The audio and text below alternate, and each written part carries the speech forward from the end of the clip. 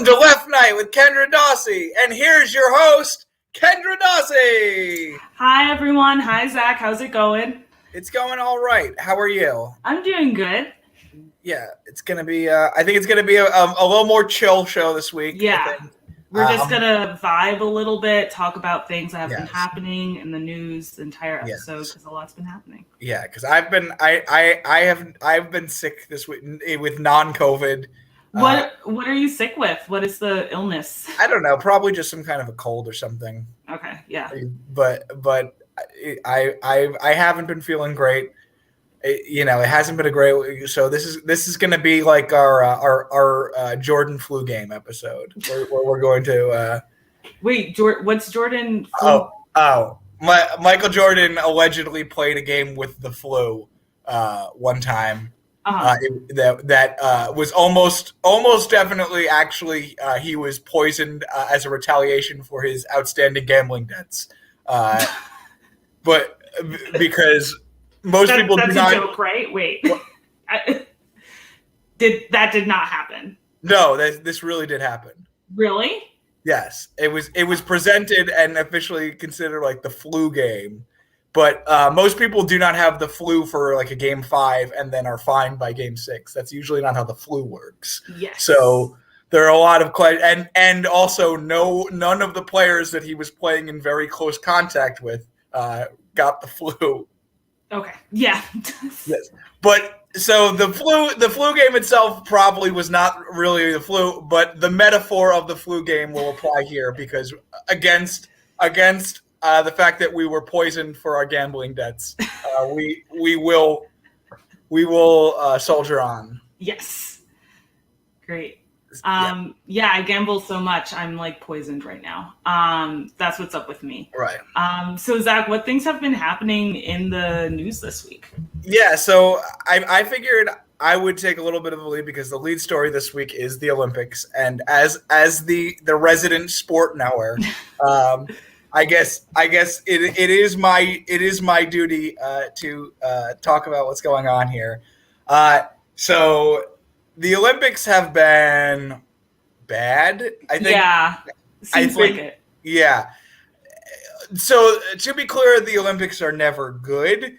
We have classic examples like everything that happened when they hosted it in Sochi, Russia, where like they were just like trying desperately to turn this into like a tourist destination, and they just put together some very shoddy things, and like hockey players got caught locked in the bathroom because the buildings were so poorly built that they couldn't get out. Mm-hmm. That like we've had that happen. We've had obviously in Brazil there was in Rio 2016 there was the Zika virus, which was looking back sort of an interesting forebear for what we have right now with like going through a pandemic. Yeah. Obviously vector-based diseases affect different populations in different ways than airborne diseases do. So it's still not great. Still wasn't a great time. No, it's not a great time, but they were at least in the instance of like Zika, they were able to at least shield the journalists and athletes from it in a way that you cannot do with COVID. And, yeah. And the whole sort of sheen of the Olympics is sort of withering away with this realization of how gross it is. So that's where we are right now.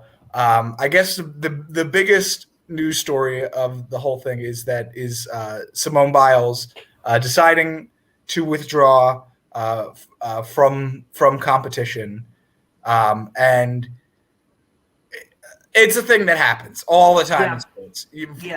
Whether it's because of an ankle injury or because of a mental health issue, it's a thing that happens. And I guess it's more of if you're the best to ever do something, anything that you do becomes a news story. So I don't know exactly what to say. I think for like people lose in sports. That's what happened. That is true. Every great has like it always ends at some point. Like if we want to bring up Michael Jordan, he played on the Washington Wizards for a year. Mm-hmm. It sucked. It was bad. It was like it happens, and I think that Simone Biles has sort of become a sort of this the symbol for a lot of people, and a lot of people care about it, and maybe a lot of people who don't otherwise care about sports. Yeah. And because of that, I think for those people, it hits very hard that she knew that she was not going to be able to compete at the level that she wants to compete at, and therefore just had to withdraw. So, I mean, I have nothing but respect for her. I think if you're mad about it, or you're a big nerd and a loser. Very true. And again, I refuse to believe that anybody who actually cares about or watches sports would actually be mad about something like this. Yeah. And I have been reading, I mean, I guess people have been posting on Facebook. Again, disclaimer, I do not know about sports. I have never done anything athletic in my entire life.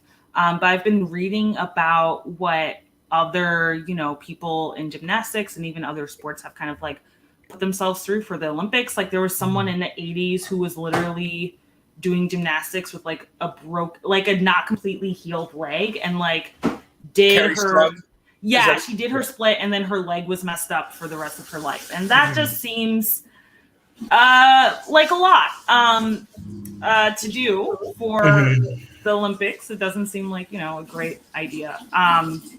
So yeah, the Olympics just seem fucked up. And then when it comes to, I think other people were also bringing up the fact that there was that like gymnastics coach that sexually assaulted everyone. And there's like, the more I learn about it, the more and more reasons I see for Simone Biles to quit. But even like a very basic one of like, I'm not like, right. I don't think I could perform my best as an athlete. I haven't been set up to like perform my best. Right. Is also a good reason. But the rest of it, it's like, fuck the Olympics. Right. Like, chill out. Yeah. And as somebody, I don't watch a lot of sports like gymnastics that have the same sort of like I most of the sports I watch are you put the ball through the thing, or you put you do something like that where I and that's not to downplay the mental health and the mentality that is involved in these sports, but I think there's like a huge difference between that and something where like a judge's score that's going to be a fraction of a point is going to determine whether you win or lose. Yeah. Something like that, it becomes so much more of a mental thing, because you really do have to do everything. And if you try to do too much or are unable to do it, it could be devastating to you. Yeah. Yeah. So I totally understand, but yes, but I also, it happened. If this is the end of Simone Biles' career, she has nothing to be, ashamed. She has like so many endorsements. Yeah. Like I only know Simone Biles because everyone's like, she is a Black woman who is such a good gymnast, like that, like they have to discourage other gymnasts from trying her moves. Like that's, I know Simone Biles because people talk about how cool she is on Twitter. Right. If she like sells some Nike shoes, she'll be set for the rest of her life. Right. Like I am not concerned for the rest. Like she'll be great. Right. And yes, and has not only is probably the best to do it, has fundamentally changed the sport. Like my understanding is they have had to change like the way that like the judges score things because she's just too good. And it make it because the one I always think about the the black girl from the '90s who was a figure skater who always Oh, got yeah. bit. Do you know this? Do you know this story? I don't know the story, but Oh, I think I saw a picture of her today. she consistently got poor grades because all the judges were racist, even, like in the events that she should have won, and the at one point it was like she knew like where she was in her career. She was at her last Olympics, and her first run did not go as well as she hoped. I wish I could remember her name, but she knew this was her last chance and it wasn't going to happen. So as the sort of last fuck you to all the judges, she did a backflip, which was illegal. Hell yeah. And got disqualified. Hell yeah. I love crime, so good for her. Yeah. So I mean, it's not quite the same in terms of leaving, but it is a sort of a way to, like, I've done all I can, and I've put it all out on the mat, and I don't she doesn't have anything to prove to anybody anymore. Yeah. Yes. The Olympics are fucking weird. Yes. I mean, just like I made a joke about it being the like traveling gentrification and sex trafficking event, and that's like one description of it. It's like it seems to fuck up cities. It really does. It does, yeah. I mean, I believe this is the case. I believe it's still on the books. But when Los Angeles hosted the Olympics in 1984, they had to. One of the things they did in order to make the area Olympic worthy is make it illegal to sleep in your car. Fuck. And I believe it is still illegal to sleep in your car in Los Angeles. So yeah, and Los Angeles is supposed to get the Olympics again in 2028. So I have nothing but the most respect and hope for the people out there who are doing their best to stop that from happening. Yeah. Because that I think that's the thing. If we're going, if it was up to me, I would have the Olympics on like some like very sparsely populated Greek island somewhere and just leave them there every year. That makes the most sense, honestly. Yeah. That would be how I would approach. But the Olympics is a racket, and they make an awful lot of money off of making all these countries bid against each other and everything like that. And if you have to continue to have it that way, there needs to at least be some sort of mechanism by which these cities can pull, in case of emergency, break glass and stop it from happening.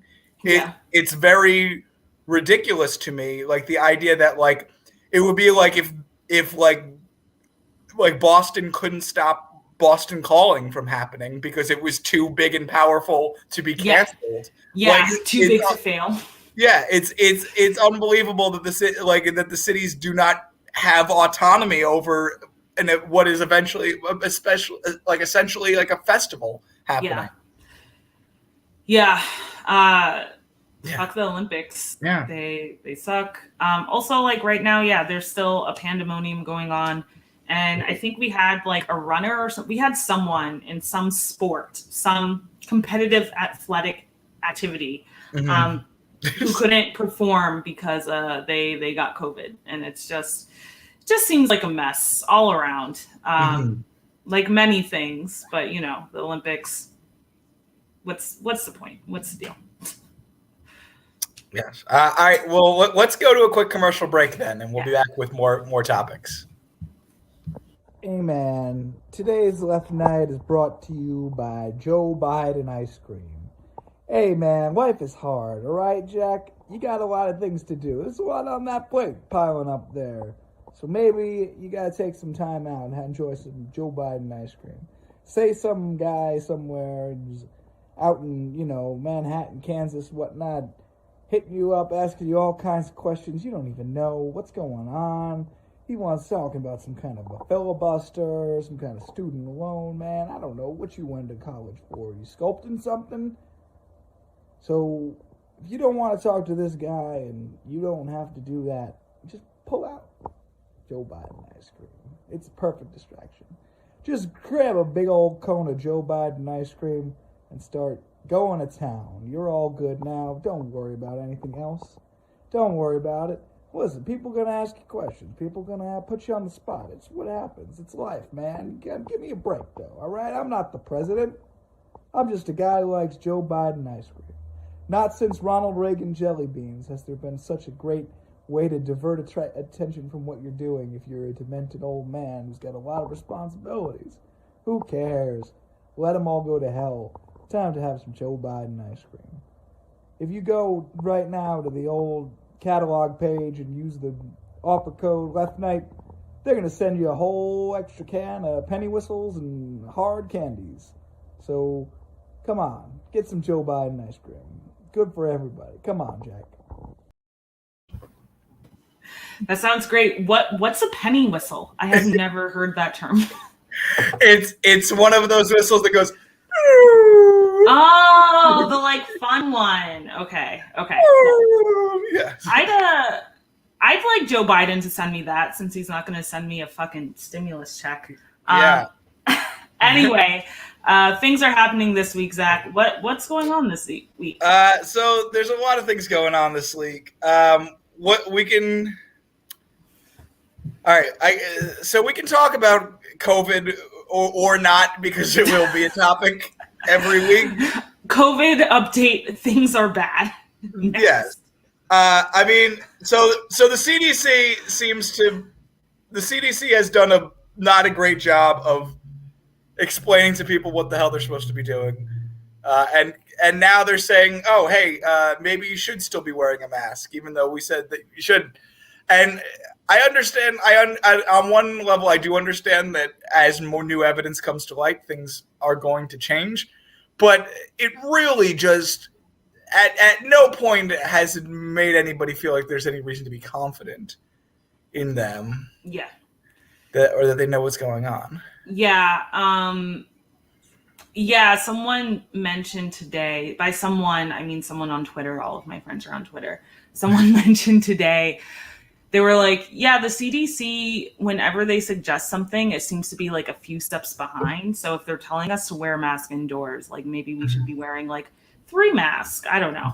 I mean, I know that's not how it works, but it's like, oh, right. It's probably, I mean, one thing that has been happening that I'm not sure what the impetus for this is, but like, Republican lawmakers who were previously very hardline anti-vaxxers have been like, hey, constituents, you should get vaccinated.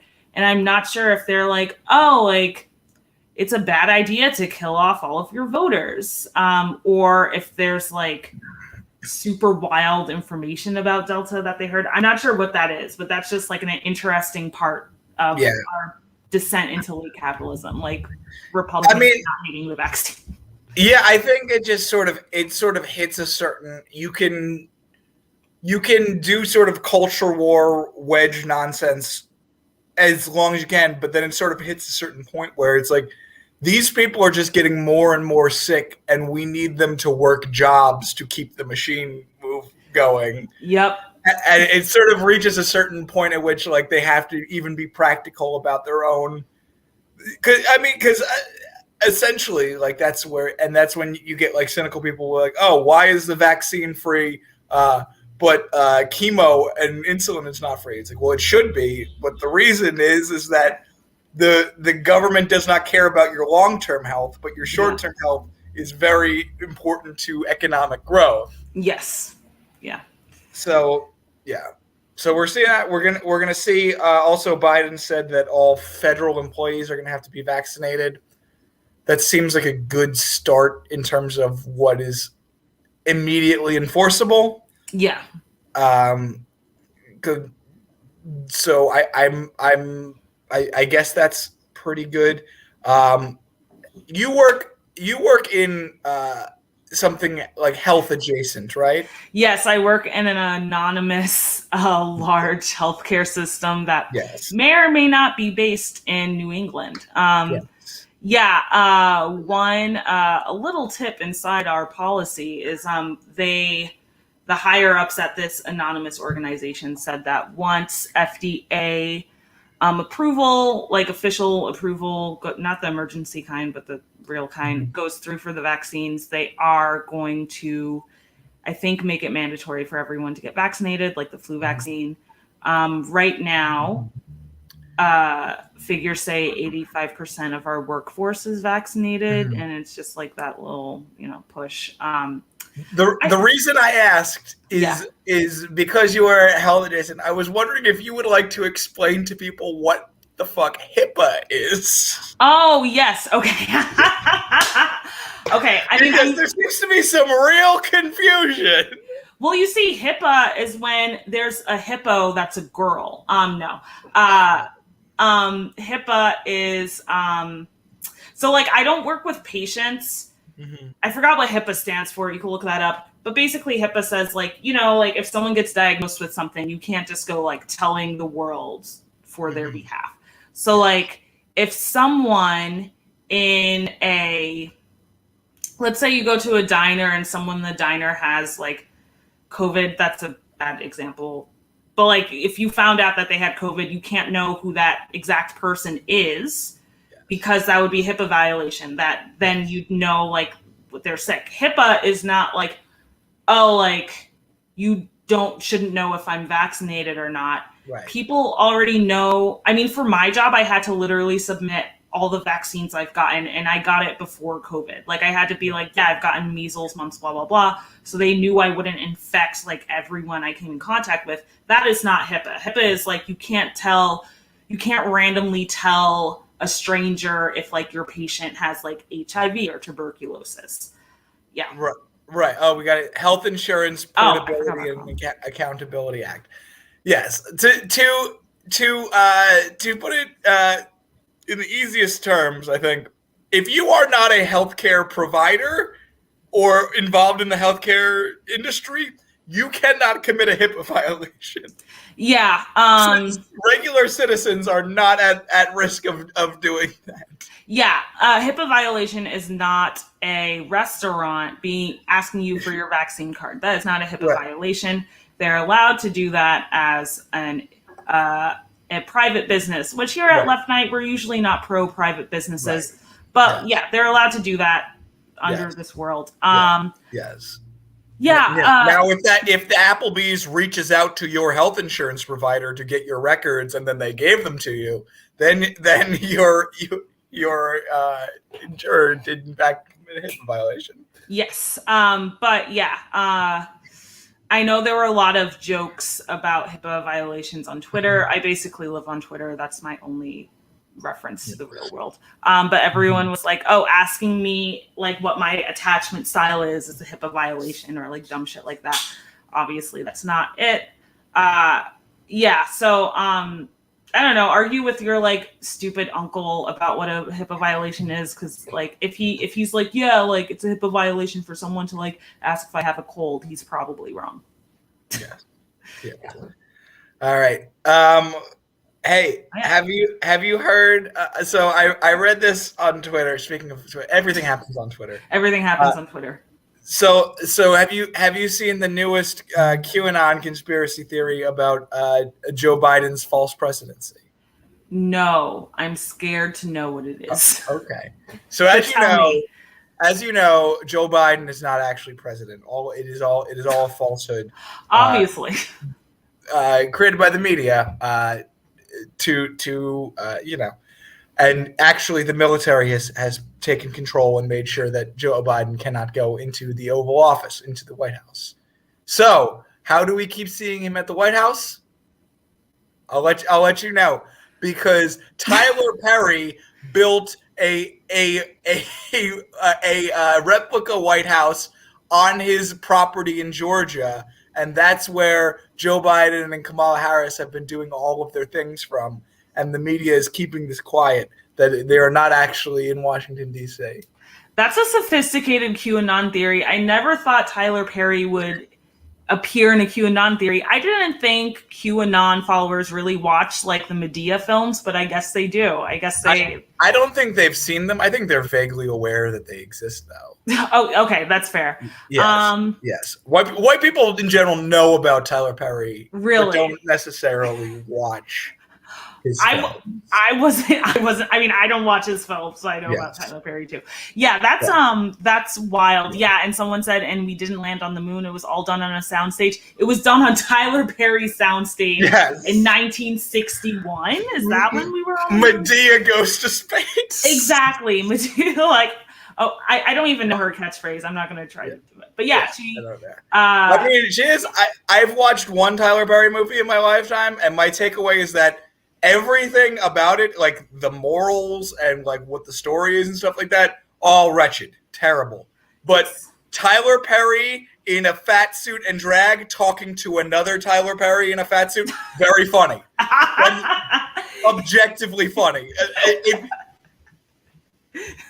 You just have to get rid of all of the weird like anti-woman like and colorism and all anti-black, sort of sentiment of the Yeah, if only Tyler Perry could just like talk to himself in a fat suit about something very calm and chill. Like talk about, talk about seltzer.